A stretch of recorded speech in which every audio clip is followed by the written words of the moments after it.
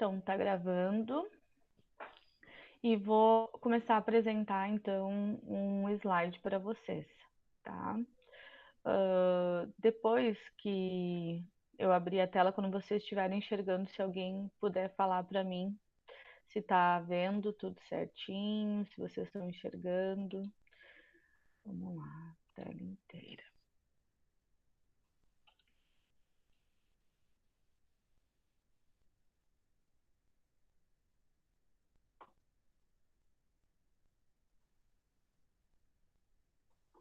Estão conseguindo enxergar?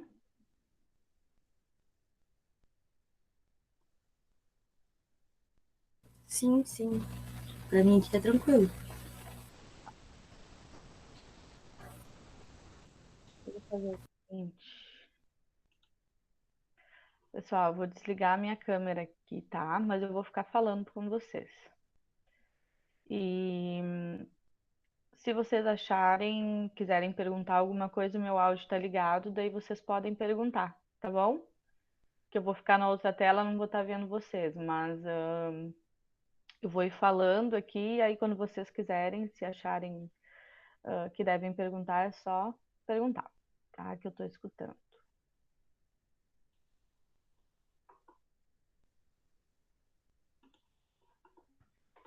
Estão enxergando o slide, né? Então, pessoal, que ainda não tivemos aula. Esse aqui é o conteúdo que a gente vai começar com o segundo ano, tá? Que é sobre poder, política e Estado. A gente vai começar a conceituar ou entender, né, o conceito de poder. Então, o que que seria poder? Eu até coloquei uma imagem aqui para vocês entenderem, né? Porque o poder é quando eu tenho a capacidade, quando eu consigo fazer com que alguém aja da maneira como eu quero. Quando eu consigo influenciar uma pessoa, né, a agir da maneira como eu quero, eu estou exercendo poder sobre ela. Então, aqui eu coloquei para vocês, ó, poder, capacidade de agir ou ditar o comportamento dos outros. O poder, gente, está presente em todas as relações sociais, tá? Na família, no grupo de amigos, no namoro, no casamento, no trabalho, na política, enfim, tá? Onde a gente possa imaginar, assim, que dê para exercer poder, né? Que dê para existir uma relação de poder na sociedade, ali vai existir. Por exemplo, na casa de vocês, tem os pais de vocês exercem poder sobre vocês. Por quê? Porque eles têm a capacidade de fazer com que vocês ajam inúmeras vezes, né? Não 100%, mas inúmeras vezes da maneira como eles querem. Num grupo de amigos também, às vezes nós temos amigos que vão que vão nos influenciar a agir de uma determinada maneira.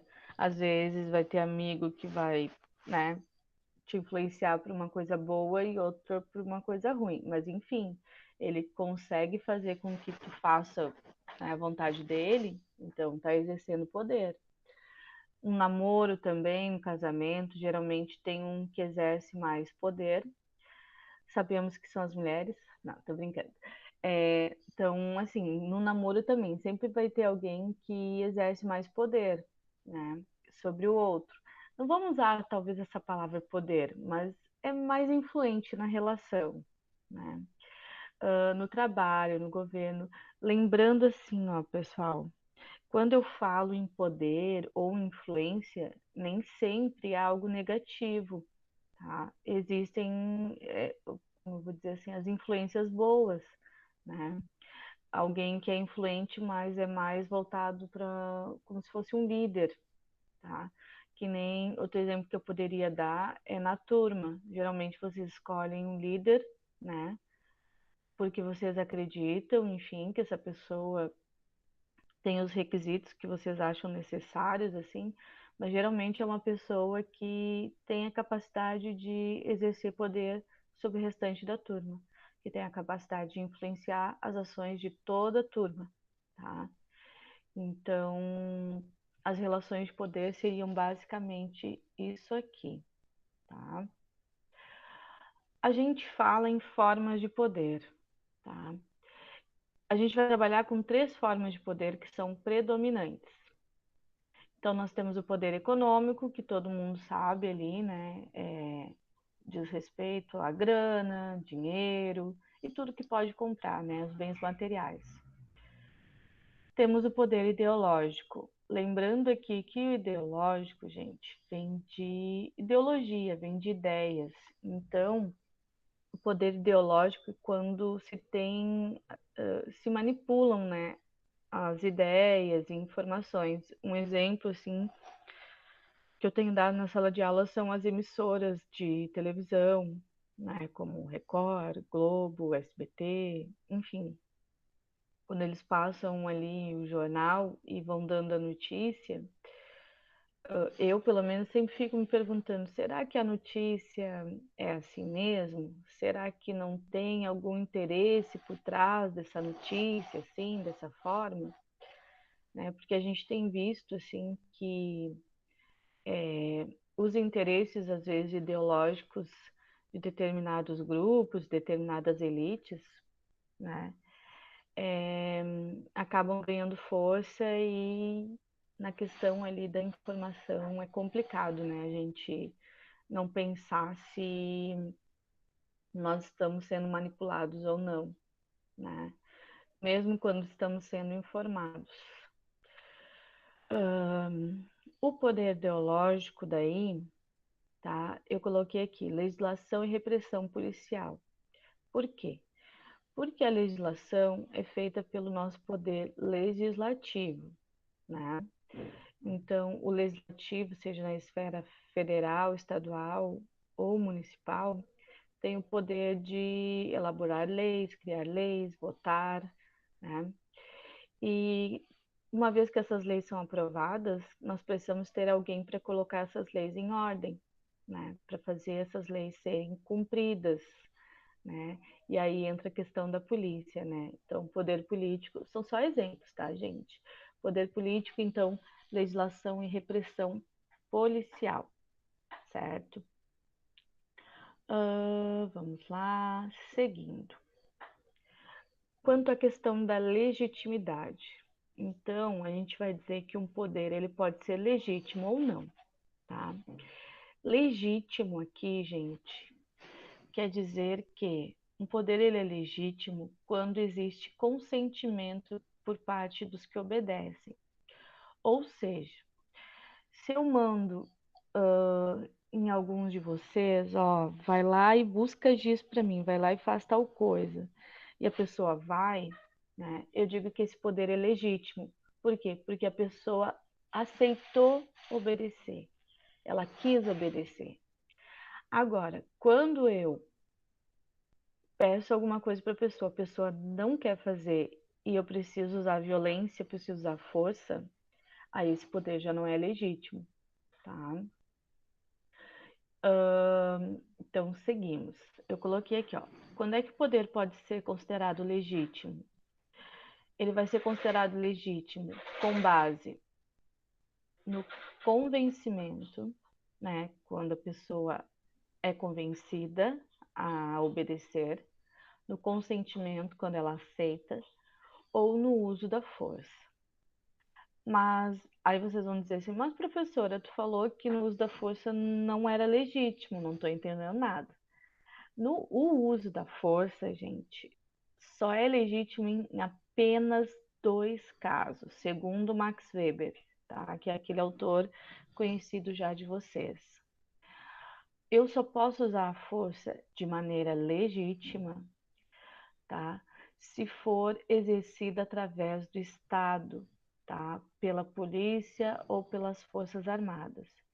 Então, eu coloquei, ó, o uso da força, nesse caso, não se considera legítimo nenhuma violência além da exercida pelo Estado através da polícia e das Forças Armadas, tá?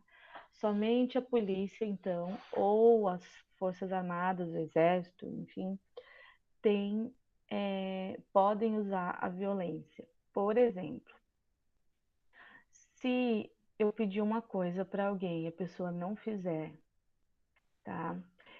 Eu não posso usar a violência contra ela para fazer com que ela haja da maneira como eu quero. Mas vamos supor que eu sou da polícia e tem alguém agredindo uma idosa. Daí eu peço, senhora, se afaste, por favor, né? Ou eu vou ter que mobilizar a senhora.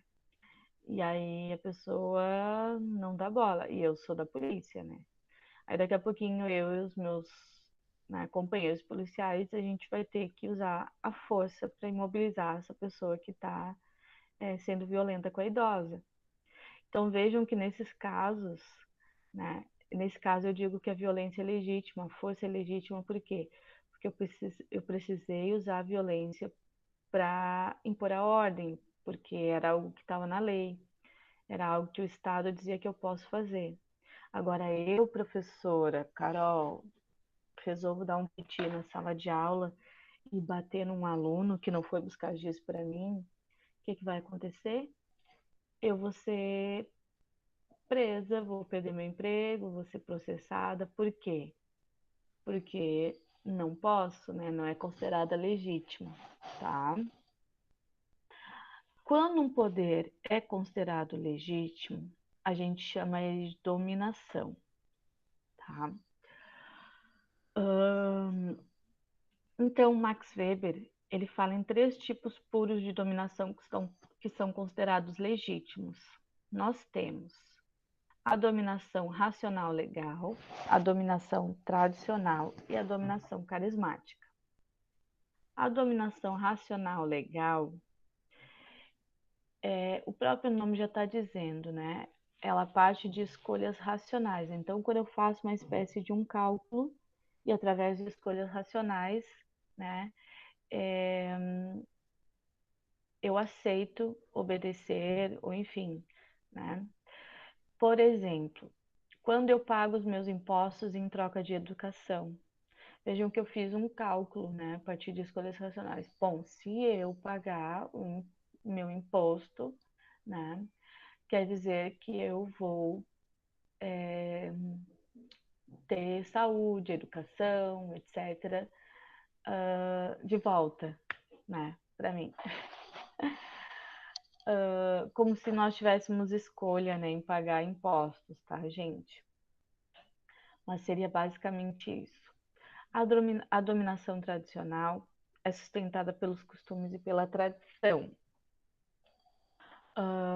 Por exemplo, né, é a dominação da família real, né, a família real britânica, que a gente está vendo aí estourar um monte de treta, né? Eles estão sempre com algum problema, parece, né? Mas enfim, tá? Esse tipo de dominação, então, segundo Max Weber, é a dominação tradicional, que é sustentada por algo que vem através do costume, através da tradição, e aí as pessoas aceitam essa dominação, né? Porque, enfim, ela é tradicional, né? Faz parte de um costume. E também temos a dominação carismática, que é quando uma pessoa, né, ela é eleita para receber obediência, né, para ser um merecedor de obediência. Aqui eu coloquei líderes de movimentos messiânicos, como José Maria, no Contestado, e Antônio Conselheiro em Canudos. Tá? Mas um outro exemplo também poderia dar o líder da sala de aula, o professor regente, onde vocês escolhem a pessoa muitas vezes, né? Devido ao carisma dela, devido à competência. Então, vocês acreditam que essa pessoa vai ser merecedora da obediência de vocês, né? E o tipo de dominação, então, que ela exerce é uma dominação carismática. Deixa eu vir aqui. E aí, gente, estão acordados? Ainda não dormiram? Estão entendendo? Tá. Eu tinha falado em imposto, ele tem. Esses dias eu vi uma música, uma entrevista, eu acho, do Gabriel Pensador. Acho que foi no Danilo Gentili. Ele fez uma música toda só com nome de impostos. Ficou bem legal. Outra coisa, gente. Depois eu vou sugerir ali uma série para vocês. Vou falar um pouquinho mais ali sobre formas de poder. Daí eu vou sugerir uma forma de uma série para vocês assistirem, para entender melhor o conteúdo, tá? Vou seguir com a explicação. Vocês estão entendendo? Tá tudo certo? Tudo calmo, sereno, tranquilo? Então tá. Lá vou eu.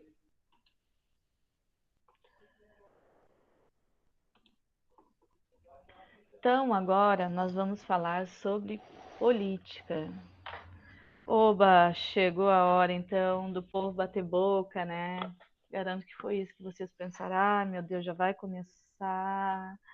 Ai, vai começar. Eu sou de esquerda, eu sou de direita. Não, gente, ainda não. Tá? Aqui nós vamos conceituar então o que que é política. Tá? Na verdade, acho que a maioria de vocês sabe o que que é política, né? Até porque ela está presente na vida de todos nós, certo? Não existe outra forma, além da política, de resolver os problemas que nós temos em sociedade, tá? Nós precisamos de política. Então, na Grécia Antiga, a política ela vai se referir sobre as decisões que eram tomadas na polis, tá? A polis era uma espécie de cidade-estado, onde aqueles que eram considerados cidadãos, eles podiam participar. Tá? Lembrando que na Grécia Antiga, quem era considerado cidadão? Homens ricos, livres, né? Que não trabalhavam, esses eram considerados cidadãos. Por quê? Porque para ser cidadão precisava de tempo, né? Para pensar sobre a vida na polis, sobre a vida na sociedade, sobre a política. Mulheres não podiam fazer isso porque passavam uma vida toda tendo bebê, cuidando da casa, então não tinham tempo, né, para exercer a sua cidadania na Grécia Antiga, tá, pessoal? E atualmente, então, a política ela serve para resolver os problemas na esfera pública, certo? Opa, deixa eu voltar aqui. Tá? Então, como eu falei para vocês, tá? Não existe outra forma de resolver os problemas que nós temos na sociedade a não ser pela política. Aqui eu coloquei, então, uma imagem de Brasília, né? Seguimos.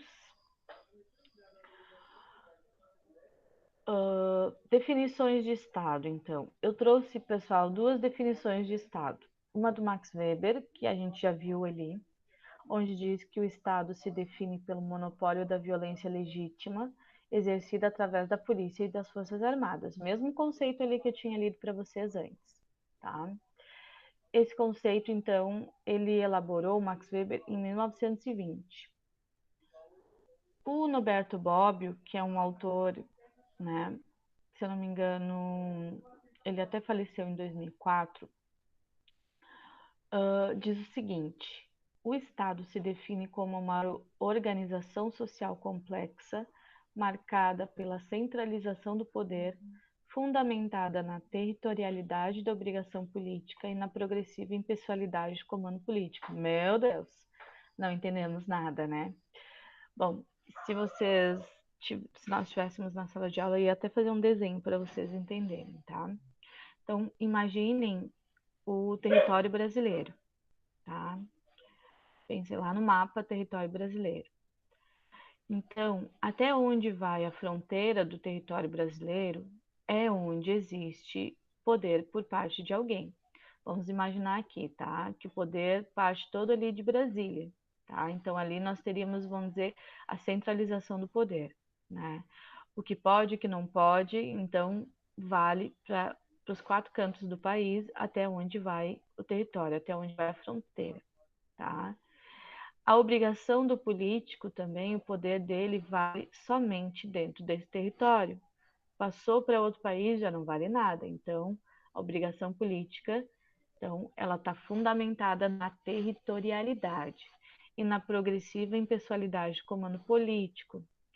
Quando alguém está no poder, quando alguém está no governo, né, ele tem que ser o mais impessoal possível.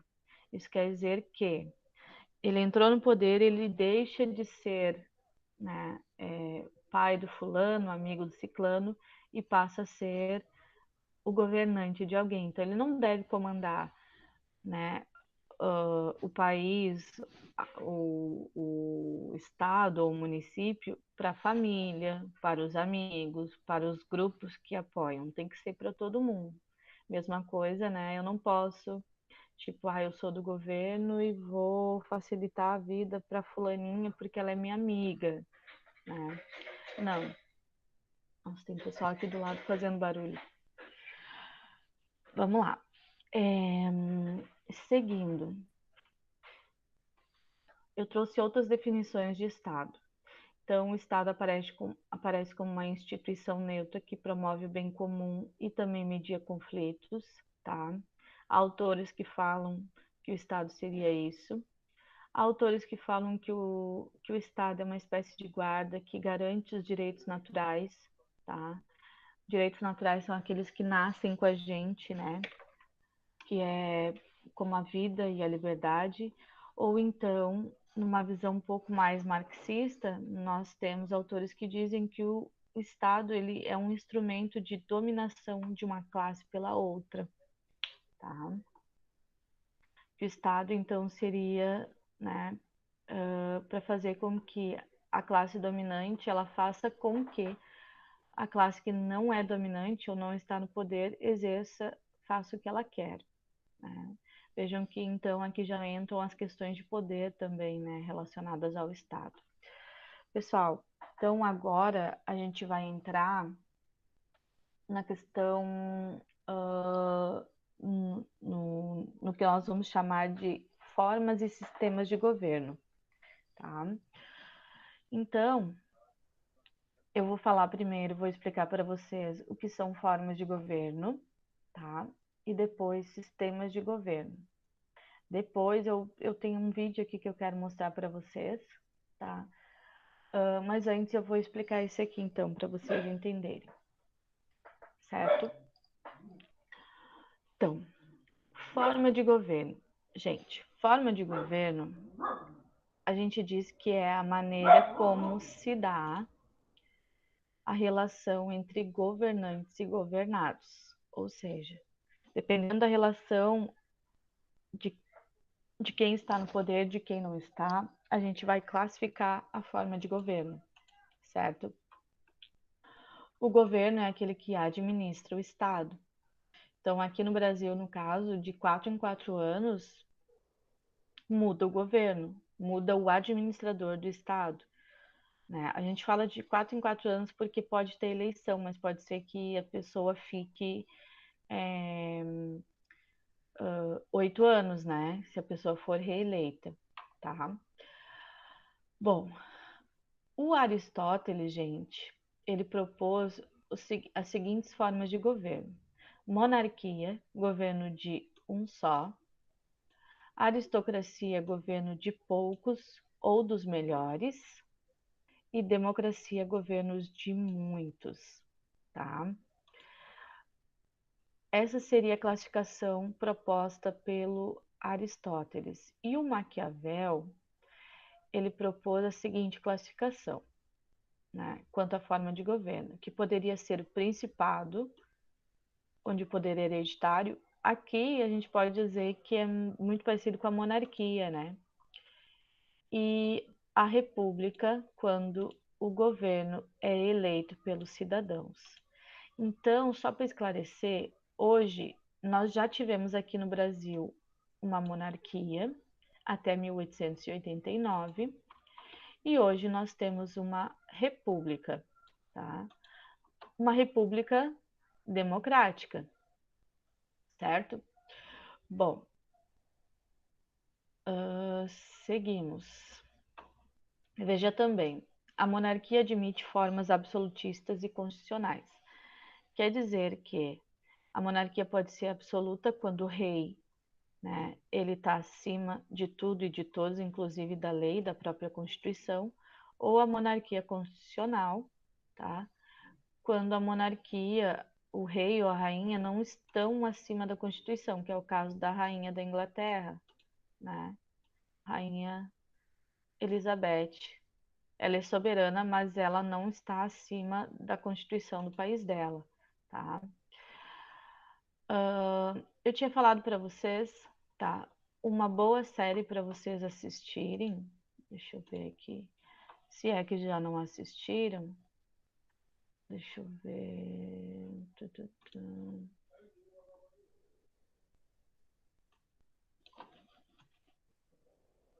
É essa série aqui, ó.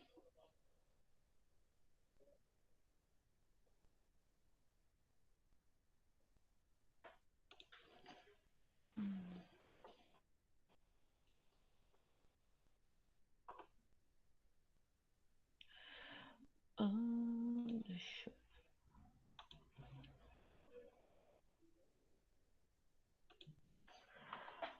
eu vou fazer o seguinte, eu vou parar essa apresentação para apresentar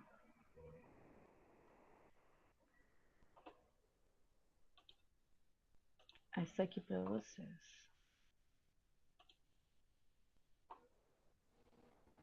Ajudaria se pudéssemos decidir aqui agora o seu nome. Meu nome? Sim, senhora. O seu nome real. O nome que assumirá como rainha. Não vamos complicar mais as coisas sem motivo. Meu nome é Elizabeth. Então, vida longa, Rainha Elizabeth.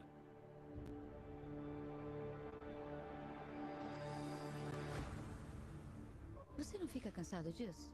E solitário? Eu fico. Por isso é tão importante ter a pessoa certa do seu lado.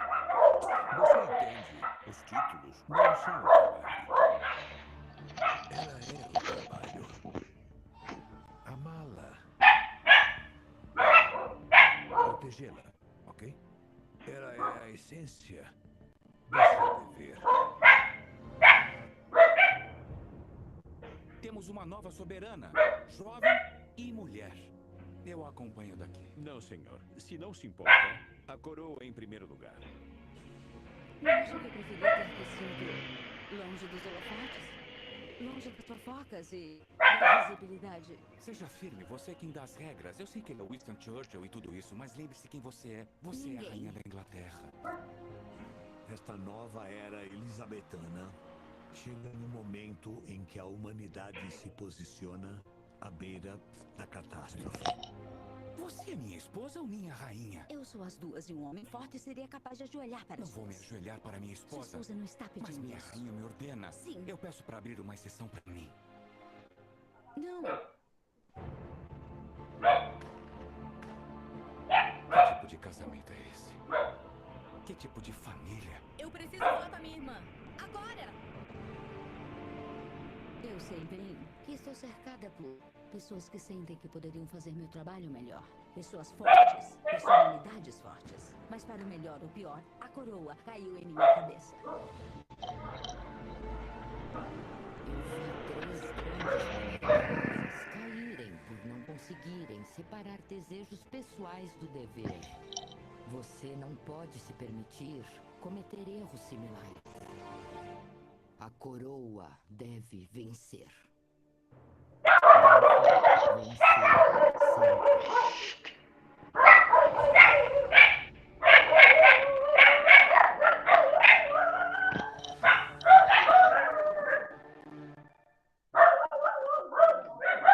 Ajudaria se pudéssemos decidir aqui agora o seu nome.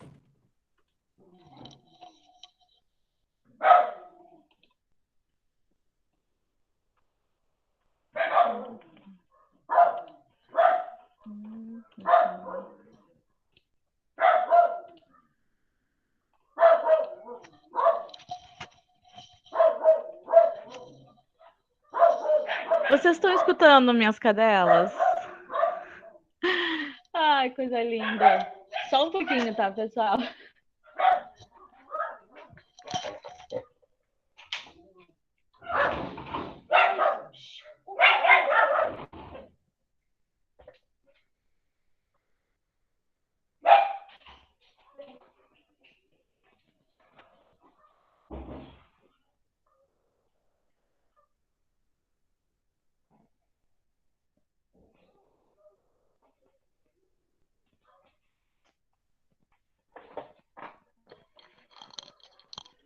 Voltei.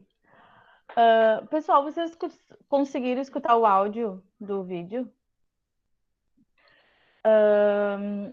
Essa série, talvez alguns já tenham assistido, né? Ela já tem até a 4ª temporada, eu acho. Mas ela é bem legal para entender, assim, as monarquias constitucionais ou monarquias parlamentaristas, tá? Que a gente vai estudar agora. Então, se vocês estiverem de bobeira, quiserem assistir uma série boa e vão acabar entendendo o conteúdo também, tá? Vou voltar na apresentação lá do slide, tá? Daí vou desligar aqui.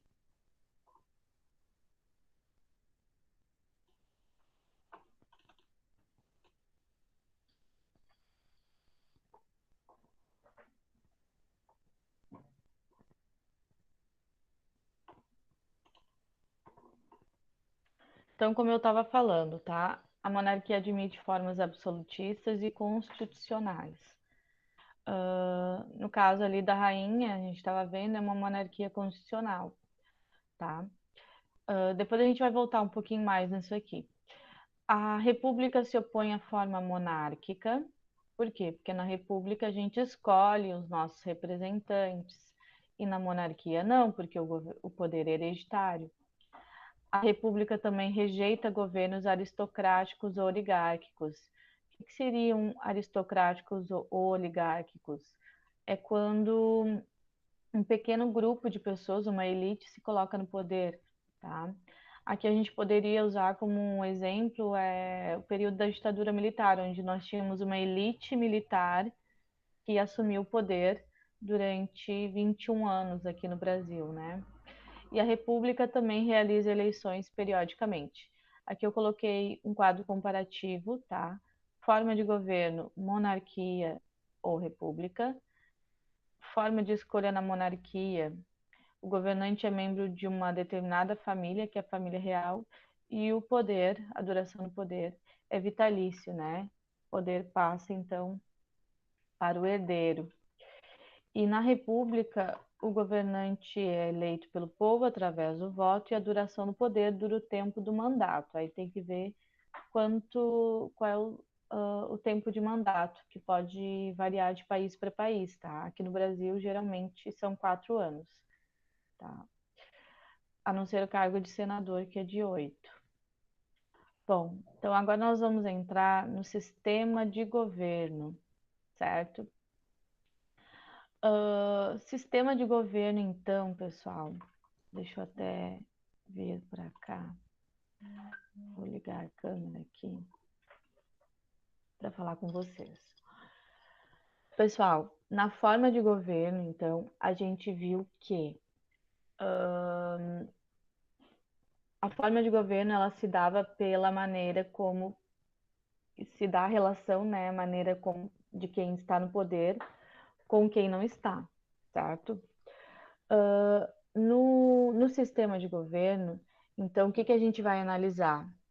Vai depender muito da relação entre dois poderes, o poder executivo e o poder legislativo. Então, dependendo dessa relação, a gente vai dizer que o sistema pode ser presidencialista ou parlamentarista, tá? Deixa eu colocar aqui para vocês. Ó, depende do relacionamento entre os poderes executivo e legislativo, tá? Só, deixa eu ver aqui se eu acho. Vou colocar aqui, ver se tem.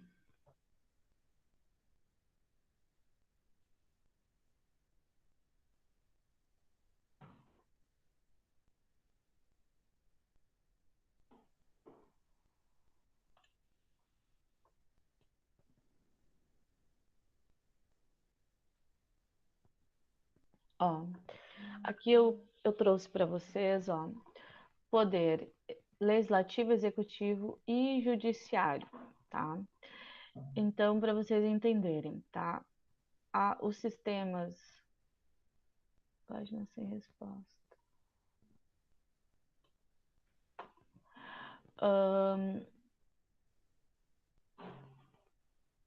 o sistema, desculpa, mas o que deu aqui? Só um pouquinho, tá, pessoal?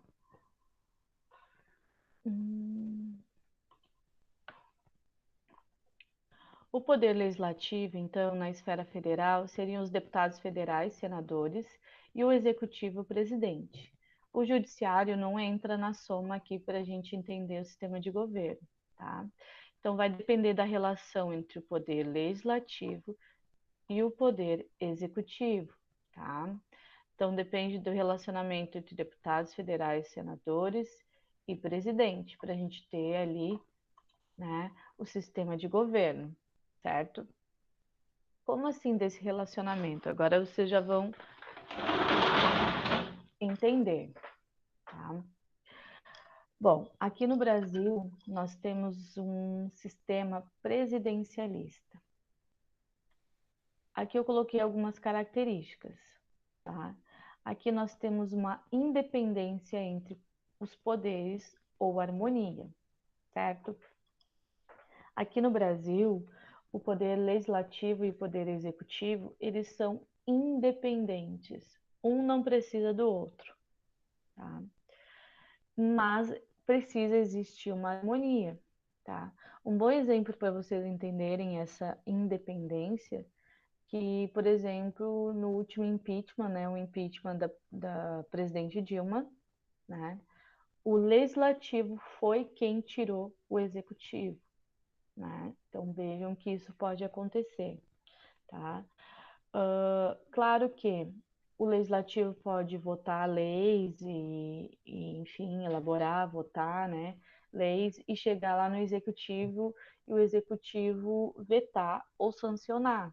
Pode acontecer. Então, se houver harmonia, essa lei periga passar. Mas se tiver o legislativo e o executivo em constantes conflitos, aí vai ficar mais difícil, tá?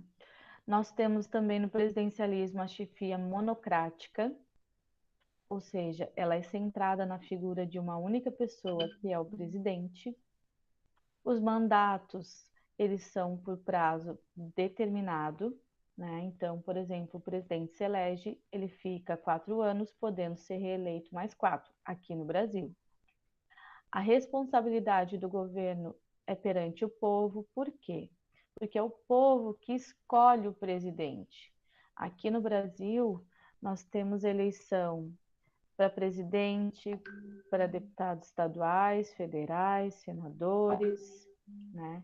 Tudo separado, tá? Então, ao contrário do que acontece no parlamentarismo, aqui a responsabilidade do governo é perante o povo, porque foi o povo que colocou, né, esse governo no poder. O legislativo aqui não está sujeito à dissolução, certo?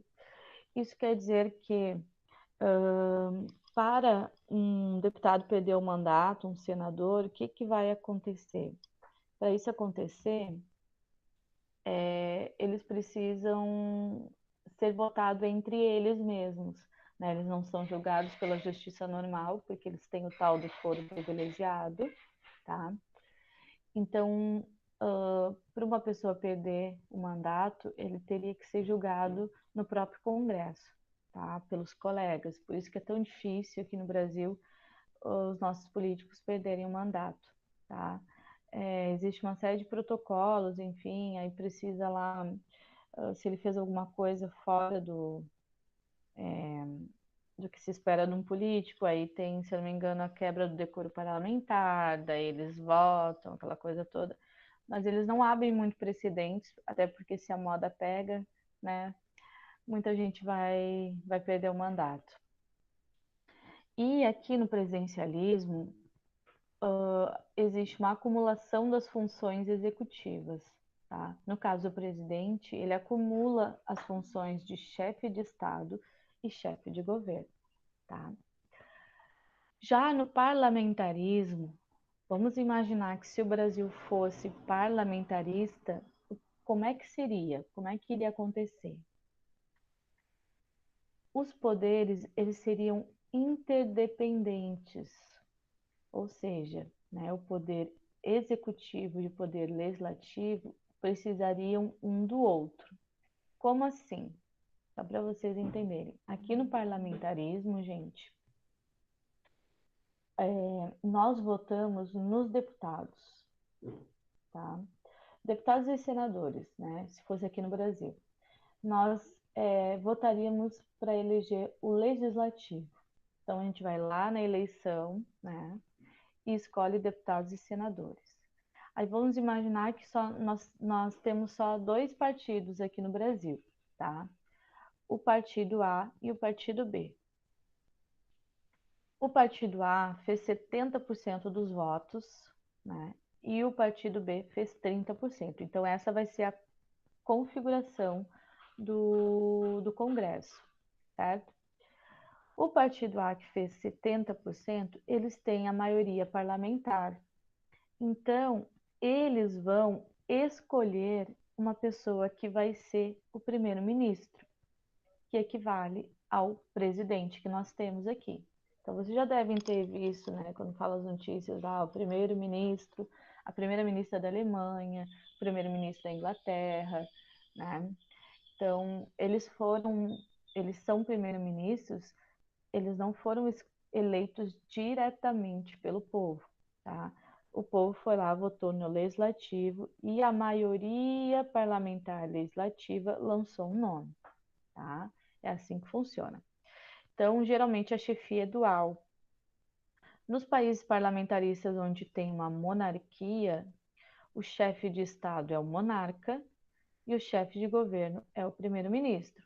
Quando é uma república parlamentarista, o chefe de Estado a gente chama de presidente ou chanceler, que não tem a mesma função que o nosso presidente, e o primeiro-ministro. Os mandatos são por prazos indeterminados. Por quê? Porque para o primeiro-ministro perder o seu mandato, ele tem que... Ou ele vai votar, que tem um nome lá, como é que é... eu esqueci agora, não é teste...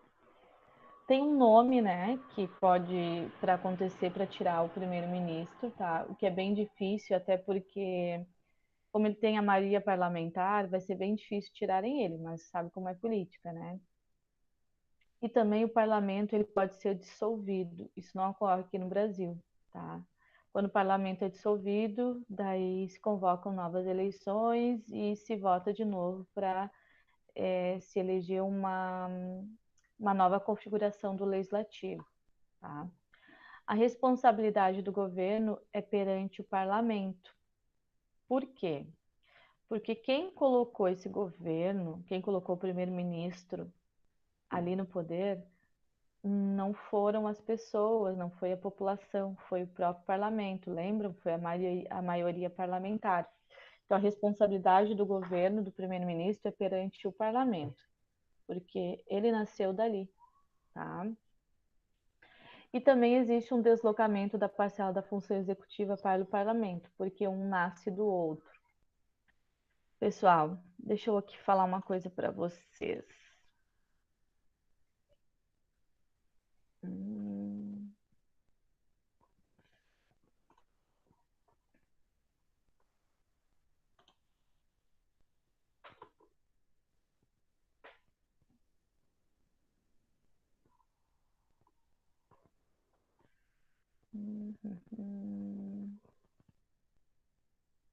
Nossa, demorou para ligar a câmera. Em 1993, aqui no Brasil, nós tivemos um plebiscito, tá? E aí a população brasileira pôde responder se queria que o Brasil fosse uma monarquia, né? Que poderia responder se queria que o Brasil tivesse rei e rainha, ou se queria que o Brasil fosse uma república. Daí podia escolher entre as 2 formas de governo, tá? Monarquia e república, em 1993. E junto desse plebiscito também, o pessoal tinha que escolher se queria presidencialismo ou parlamentarismo, tá? Então aqui eu vou passar para vocês uma videoaula para vocês verem como é que foi a propaganda eleitoral da época, em 1993. Eu lembro, tá, gente? Já era nascida nessa época, né? Bem novinha. Não, eu já tinha quase 10 anos em 1993, mas eu lembro da função toda. Se eu não me engano, eu até fui com a minha mãe votar, né? Porque as pessoas votaram, né? A população, enfim, pôde escolher, tá? E eu vou mostrar para vocês, então, a campanha eleitoral da época, tá? Só um minutinho aqui.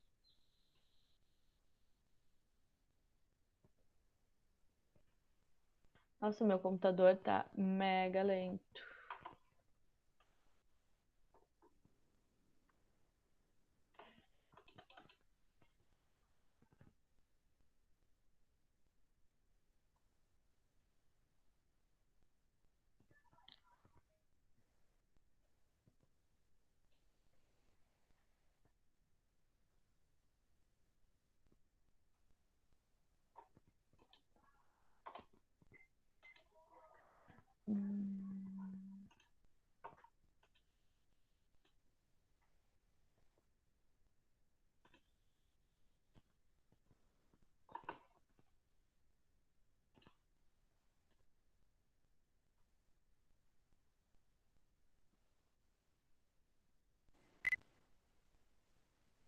Notícias do nosso... Na monarquia existe uma separação entre o Estado, que fica, e os governos que passam. Os primeiros ministros, chefes de governo, passam. O rei, chefe de Estado, fica. Se o primeiro-ministro for ruim, não é preciso sofrer por 5 anos. Simplesmente muda-se o governo sem aquelas famosas instabilidades ocasionais no decorrer do período. Se a crise for braba mesmo, e bota braba nisso, o rei convoca novas eleições. As crises de governo passam, mas o povo, você, fica no poder através do seu rei. Afinal, com o rei, não tem mau tempo. Não é à toa que o sol é o astro-rei. Vamos coroar a democracia. Vote no povo.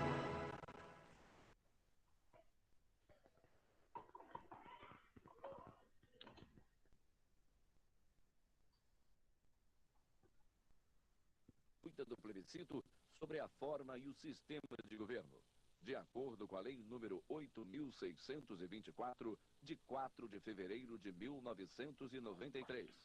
E dentro de 18 minutos assista Renascer, capítulo inédito. Meus amigos, minhas amigas, me respondam a uma pergunta.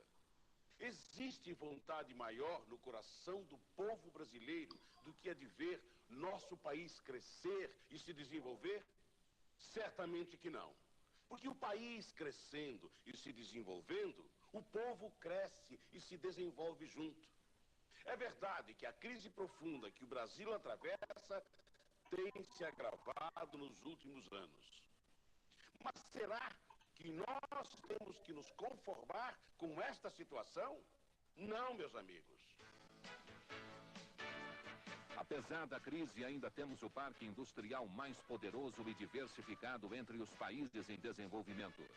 No setor de produtos manufaturados, nós, sozinhos, produzimos mais do que se juntarmos os 4 tigres asiáticos: Coreia, Taiwan, Singapura e Hong Kong.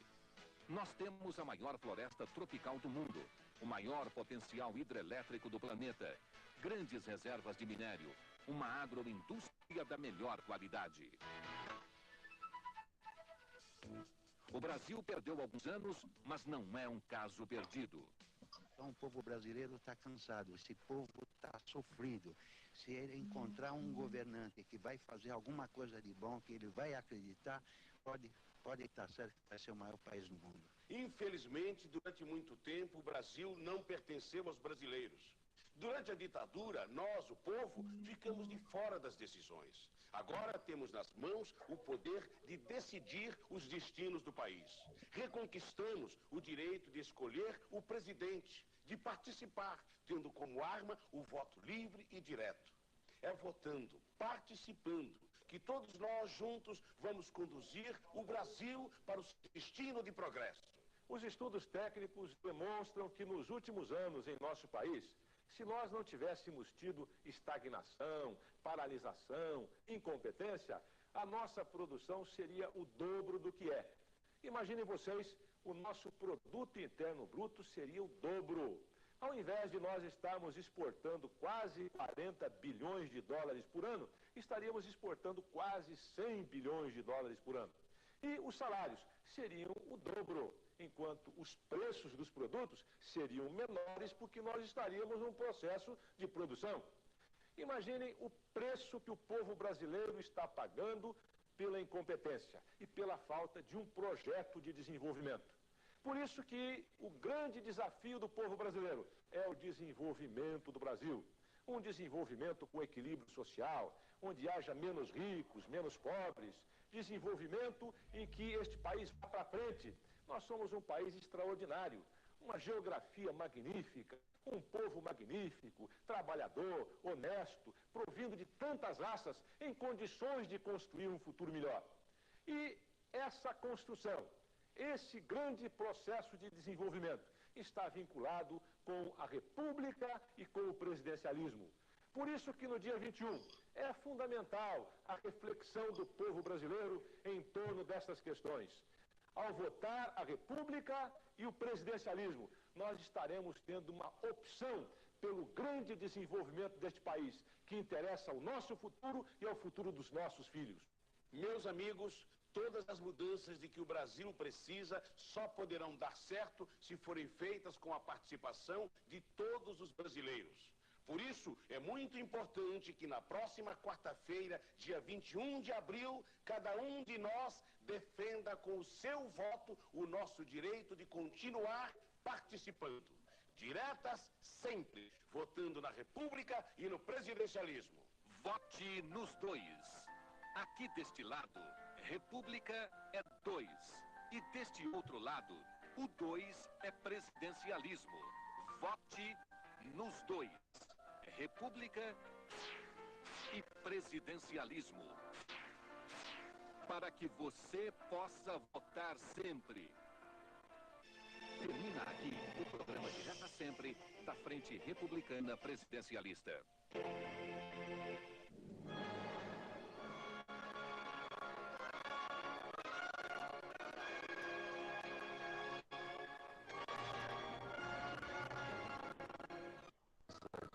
Do que o senhor democracia. Ninguém lutou mais pelas diretas do que o senhor diretas. Mas Ulisses sabia que não bastava apenas recuperar o direito de votar.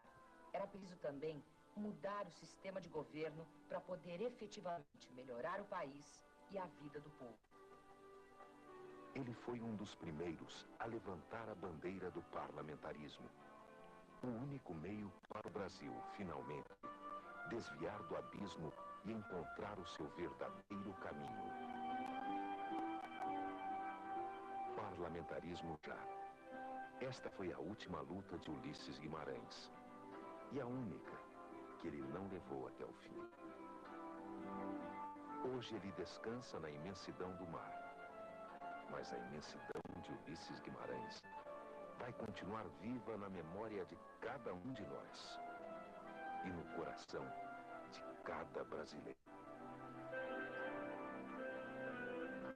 Quando eu morrer, podem dizer, aí vai um homem teimoso, um homem que teimou em sonhar.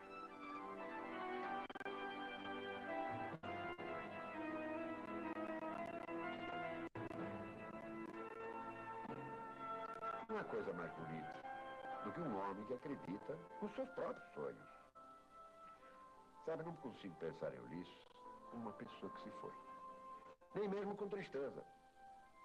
As suas ideias e, sobretudo, os seus exemplos sempre foram tão fortes e tão marcantes que se mantêm absolutamente vivos. Quem sabe, até mais vivos depois da sua ausência. Exemplos. O Brasil de hoje precisa deles. E Ulisses foi, durante toda a sua vida, o exemplo bom do político sério. Nas suas atitudes, no seu comportamento, uma enorme semelhança com a própria filosofia parlamentarista. Ulisses sempre foi decidido, sem nunca ter sido autoritário. Sem fazer. E no interior de São Paulo, a virada parlamentarista já começa a acontecer. Pesquisa publicada hoje na Folha de São Paulo mostra em Campinas, o segundo maior município do estado, que parlamentarismo e presidencialismo estão praticamente empatados. E em Piracicaba, a última pesquisa realizada já coloca o parlamentarismo com 2 pontos de vantagem. Há 4 dias das eleições, a diferença diminui e na reta de chegada, o parlamentarismo começa a crescer em todo o Brasil. E veja agora como vamos mudar o Brasil. No dia 21, vote deste lado 2, República. E deste, vote 1, parlamentarismo. Ou o Brasil muda agora, ou não muda nunca mais. Boa noite.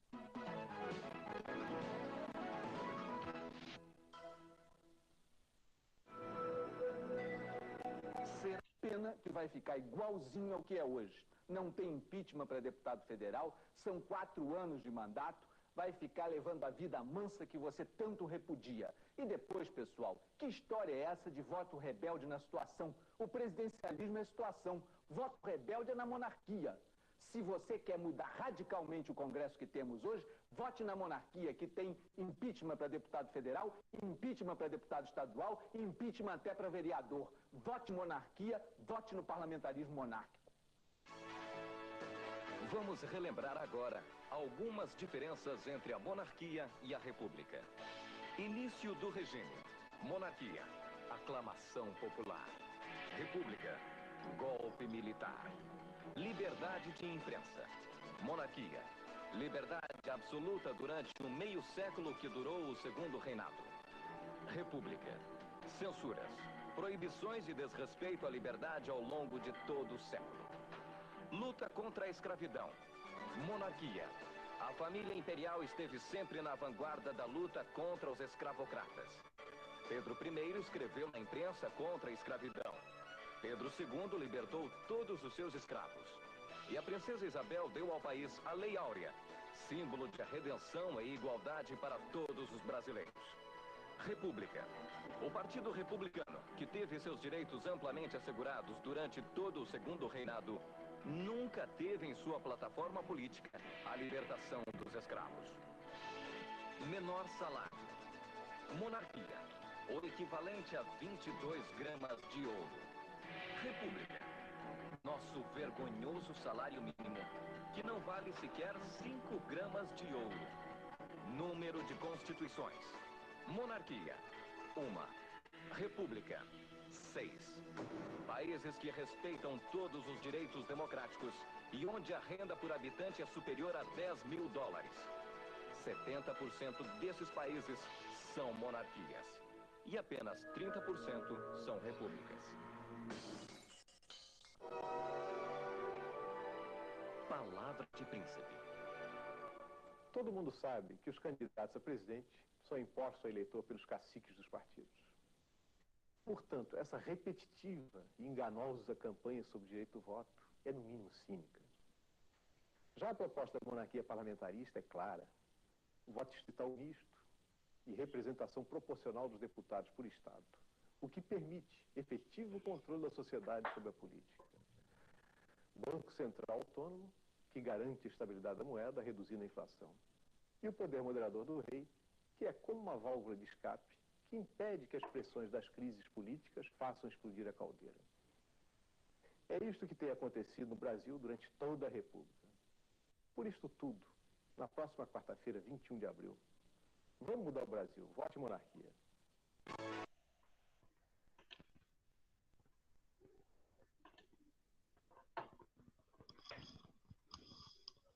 Acho que agora deu, né? É que eu ia passando para frente, esse trecho aqui é interessante, né, para vocês verem, e até que chegou ali no Dom Pedro, aquele ali, caso o povo tivesse escolhido monarquia, que não escolheram, né? Escolheram a república presidencialista, ganhou de lavada. Provavelmente aquele ali seria o nosso rei aqui no Brasil, tá? Então, pessoal, eu vou voltar ali naquele slide ali só para concluir, tá? E depois eu... Ai, tá, desculpa, não vi as mãozinhas. Fala. Professora, olha só, no vídeo ali que tu estava passando sobre a monarquia e a república, a gente não estava escutando muito bem, o áudio estava muito baixo. Ah, é. Tá, não, mas eu faço o seguinte, ó, eu mando o link para vocês, tá? Mando o Tu link vai lá. mandar no grupo do segundo ou tu vai botar naquele dos líderes lá? Eu acho que eu vou mandar ali. O dos líderes eu vou ver se eu começo a usar na semana que vem, porque ainda tem turmas que eu não tenho telefone. Acho que do primeiro ano falta 2 contatos ali, tá? Tá. E aí, mas eu mando ali no grupo geral, tá, Tá pessoal? bom, então. Obrigada. Então, eu só vou concluir ali a parte dos slides e depois já libero vocês, tá? Que hoje a gente já viu bastante coisa. Entendeu essa aulinha? Vamos lá.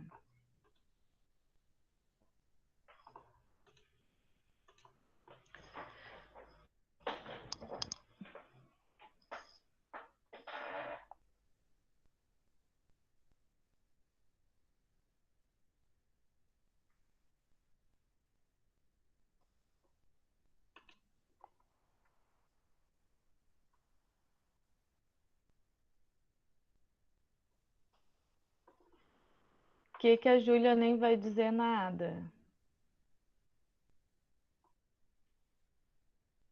É... Ai, meu Deus, o que vocês estão aí? Agora eu fiquei curiosa. Conta pra mim, Júlia. A bicha fala gritando, professora. Coisa séria. Vamos lá. Aqui. Então, isso aqui foi o que eu falei para vocês. Aqui, gente, eu trouxe uma tabela importante, tá? Que mostra a diferença entre 2 países que têm sistemas e formas de governos diferentes. No caso aqui são só sistemas de governo diferentes, tá? Porque os dois são república, tá? Que é o Brasil e a Irlanda. Então, o regime nos dois é democrático, o sistema no Brasil é presidencialista, na Irlanda parlamentarista. No Brasil, a liderança do executivo é o presidente. Então, hoje, por exemplo, ó, nosso presidente, a liderança do executivo é o presidente Bolsonaro. Na Irlanda, lá eles têm um primeiro-ministro e um presidente, tá? Lembrando que o primeiro-ministro é o chefe de governo e o presidente, o chefe de Estado.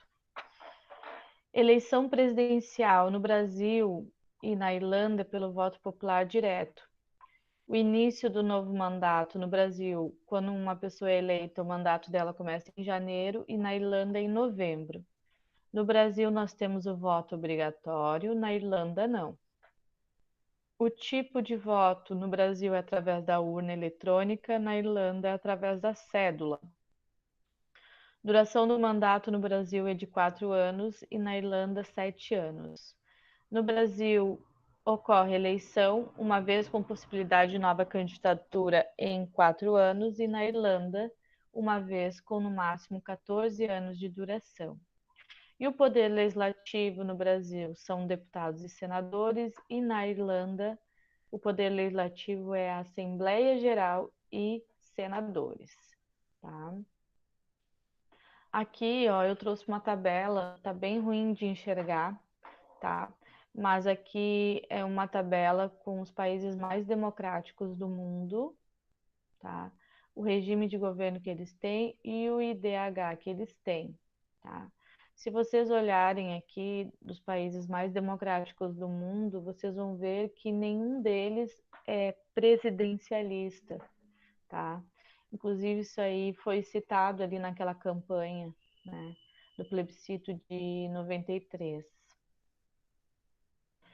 E eu acho que nós vamos parar, então, por aqui. Porque eu ainda quero passar uma atividade para vocês. Deixa eu ver.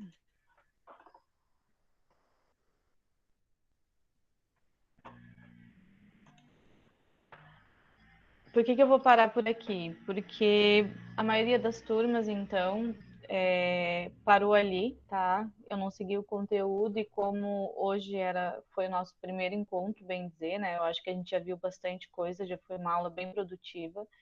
Eu tentei trabalhar assim o mais rápido possível para deixar vocês no mesmo nível que as outras turmas, tá?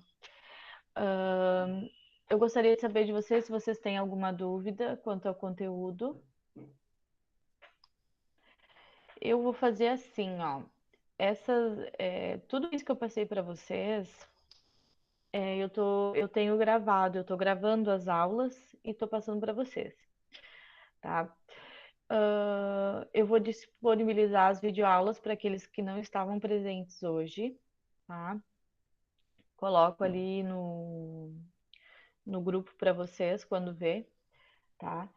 E porque a maioria das turmas não viu, por exemplo, os vídeos que vocês viram, mas eu vou colocar o link daqueles vídeos ali, tá? E eu não sei se eu vou passar hoje ou não, eu acho que eu já vou passar para vocês hoje que é a atividade da semana Tempo Casa de vocês, tá?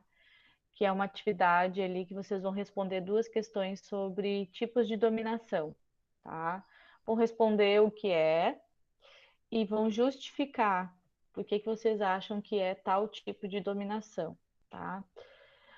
Lembrando que a maioria do pessoal só coloca lá a dominação tradicional, dominação carismática, dominação racional legal, mas não justifica, tem que justificar, tá, pessoal? E eu acho que era isso. Alguma dúvida, gente? Não? Então tá. Eu vou desligar aqui então, e aí eu já vou passar os links para vocês, tá? Se tiverem dúvidas, vocês podem perguntar. Aqui dessa turma aqui, a Júlia ficou como representante do grupo A, tá? Fiquei com o contato dela. Aí, se precisarem, então, de conversar comigo ou tiver alguma dúvida, pode mandar lá pela Júlia, que a Júlia entra em contato comigo. Tá? A mesma coisa, assim, quando eu for mandar uma mensagem para vocês, eu vou mandar por ela, tá? Que agora eu formei grupos de líderes, tem os líderes do grupo A, líderes do grupo B, que eu vou tentar me organizar, porque tá bem difícil, tá, pessoal? Tipo, nossa, é muita coisa para fazer, muita coisa para planejar. Fora tudo isso que a gente tem que fazer, tentar manter é, a mesma dinâmica com o grupo A, grupo B. A gente tem todo o trabalho burocrático também de professor, preencher diário, botar esses diários na diário online, planejamento quinzenal, planejar aula, é uma loucura, tá? Então, se eu esquecer de alguma coisa, vocês também podem me chamar. Tá bom, gente? Um beijão para vocês. Se cuidem. Obrigado pela paciência, tá? Beijo, beijo. Tchau, tchau.